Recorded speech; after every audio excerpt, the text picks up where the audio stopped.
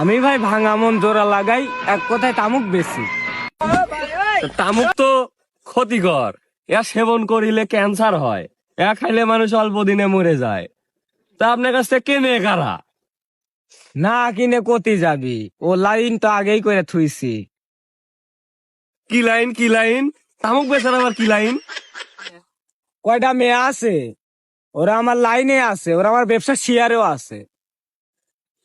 তামুক ব্যবসার লাইনে আবার সুন্দরী মেয়েরা, তা ওরা কাজ কি? ওদের কাজ ওরা ছেলেদের সাথে প্রেম করে শেখা দেওয়া, আর শেখা খাইলে তো আমার কাছে আসতেই হবে, কারণ আমি বেশি তামুক।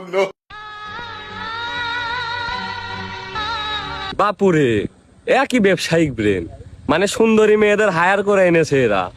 সুন্দরী মেয়েদের সাথে ছেলেদের প্রেম করায় ছেকা দিবে, আর ছেকা খেলে তো তার কাছে আশাই লাগবে, কারণ সে তামুক বিক্রেতা।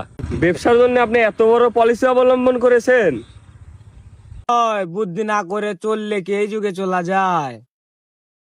তা সেমরিগারে কিরম কি দেন?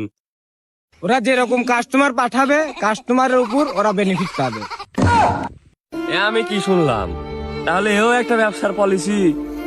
মেয়েদের প্রতি ছেলেরা দুর্বল, আর এই দুর্বলতার সুযোগ নিয়ে চারিদিকে এত ব্যবসা হয়ে যাচ্ছে। হ ভাই, টিকে থাকা লাগবে না, ব্যবসায়ীর তো অভাব নাই। আমার আর কিছুই বলার নেই।